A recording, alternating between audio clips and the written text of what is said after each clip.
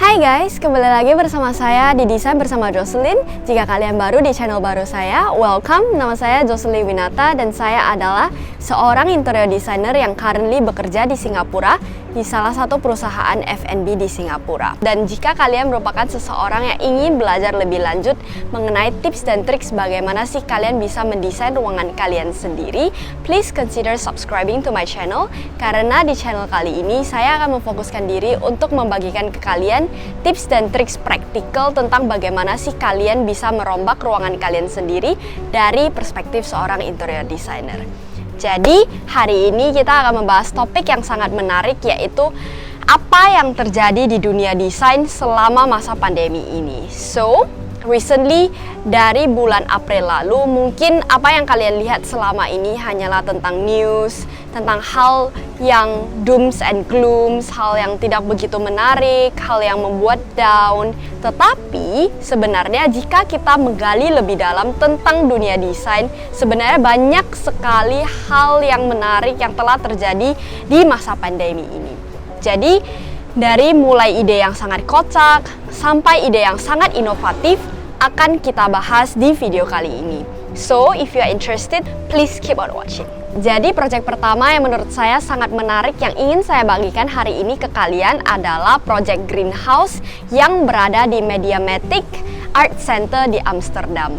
Jadi, proyek ini dinamakan Serres Separi atau dalam bahasa Prancis dinamakan private dining, di mana desainer berpikir nih, karena COVID-19 kan banyak sekali orang tidak bisa keluar ke cafe untuk bersosialisasi dengan teman-teman sekalian. Jadi mereka come up with this idea di mana di greenhouse itu sendiri mereka dapat melakukan private candlelight dinner yang dapat berisi 2 orang. Jadi bukan hanya konsumen yang merasa senang karena mereka bisa lagi bersosialisasi dengan teman-teman mereka sekalian, tetapi para pemilik restoran juga bahagia karena akhirnya mereka bisa beroperasi lagi. Proyek kedua yang ingin saya bagikan ke kalian adalah proyek dari artis yang bernama Daniel Baskin. Jadi proyek ini sangat menarik karena saya rasa sangatlah relatable karena beliau mengeluarkan masker yang bisa dideteksi oleh facial recognition HP kita. Pernah nggak sih kalian merasa bahwa kalian itu memakai mask dan HP kalian itu di-lock dengan face recognition? Dan hal yang paling annoying bagi saya pribadi adalah saya harus menunggu, karena saya pakai iPhone ya, jadi saya harus menunggu beberapa detik agar face recognition-nya itu fail dan saya harus menulis passcode saya sendiri. Jadi para desainer come up with this solution yang menurut saya sangatlah kreatif, yaitu mereka mendesain mask dan memprint mask di mask N95 dengan muka kita sendiri. Jadi facial recognition tetap bisa digunakan. Jadi project selanjutnya yang menurut saya sangat praktikal adalah project yang didesain oleh desainer yang bernama Paul Coxage yang berasal dari London, UK. Jadi karena beliau juga kangen bersosialisasi setelah lockdown dari London, beliau mengeluarkan safe distancing guideline yang bisa digunakan oleh publik dengan template-template yang bisa di-print dan kalian gunakan sendiri, link down below. Jadi di London sendiri safe distancing measure-nya itu merupakan 2 meter dari satu sama lain. Jadi Paul mengeluarkan guideline yang bisa di-download oleh semua orang dan bisa di-DIY oleh semua orang di rumahnya sendiri, agar ketika kalian bersosialisasi di taman ataupun di tempat-tempat umum, kalian bisa merasa aman karena kalian tidak melewati atau berdiri terlalu dekat dengan satu sama lain. Jadi proyek nomor 4 yang ingin saya bagikan kali ini adalah proyek yang menurut saya sangat kreatif dan juga menarik, yang bisa menjadi solusi bagi clubbers nih yang ingin ataupun kangen untuk pergi ke club, untuk dance, untuk minum koktail bersama teman. Jadi project ini bernama Microshell yang dikeluarkan oleh company yang bernama Production Club ini. Jadi company ini sebenarnya pertama kali mengeluarkan produk seperti ini karena biasanya mereka bergelut di bidang teknologi, musik, dan event. Jadi untuk pandemi ini mereka mengeluarkan special edition produk di mana mereka terinspirasi dari produk-produk Nike. Mereka mengeluarkan vest yang sangat trendy di mana maskernya itu merupakan airtight dan di bagian atas kepalanya tersebut memiliki filter seperti mask N95. Jadi clubber-clubber bisa bersosialisasi tetapi tetap menjaga diri mereka sendiri agar tidak terinfeksi oleh orang lain yang berada di klub tersebut. Dan fitur-fitur lainnya yang menurut saya sangat gokil untuk produk ini adalah di vestnya tersebut memiliki integrasi terhadap smartphone kalian.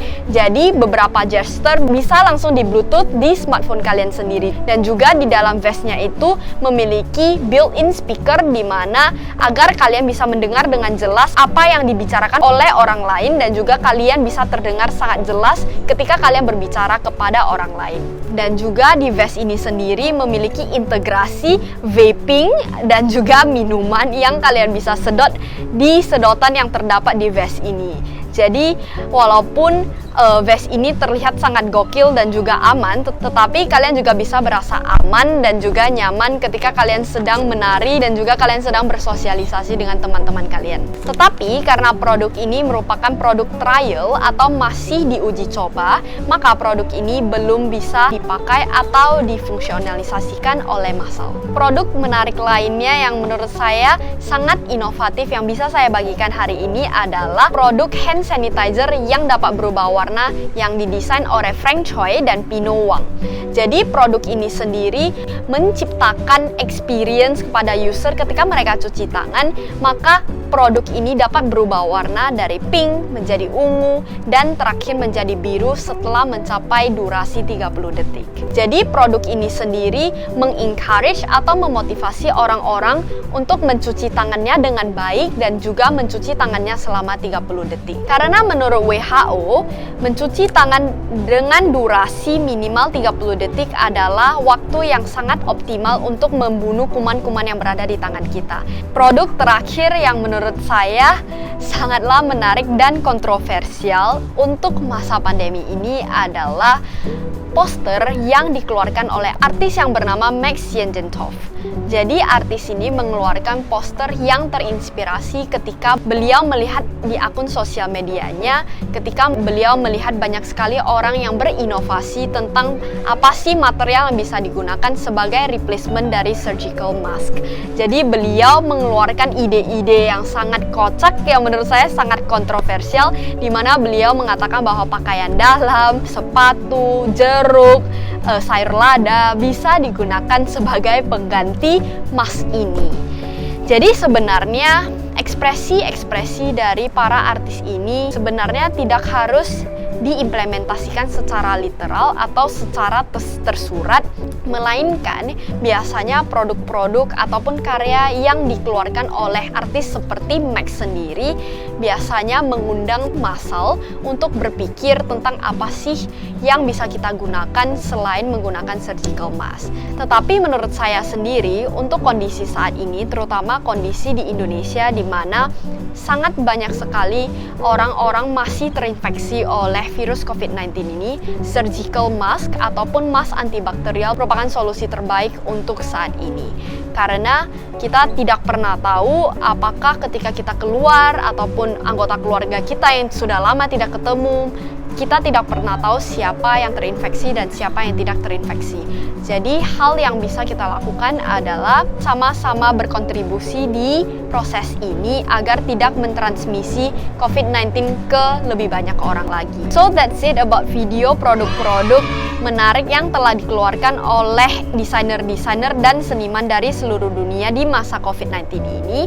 And please do let me know in the comment section below apa sih ide yang menurut kalian sangat kocak dan sangat inspiratif dari video kali ini ataupun dari produk-produk yang kalian lihat dari internet di masa pandemi ini. Jika kalian merasa video seperti ini dan video-video desain lainnya merupakan video yang ingin kalian ikuti lebih lanjut ke depannya, kalian juga bisa consider subscribing to my channel, like this video, dan juga komen dan share ke teman-teman kalian yang kalian rasa dapat menuai dampak positif dari video kali ini. So, until then, please stay safe, take care, and be the best version of yourself every day. Bye!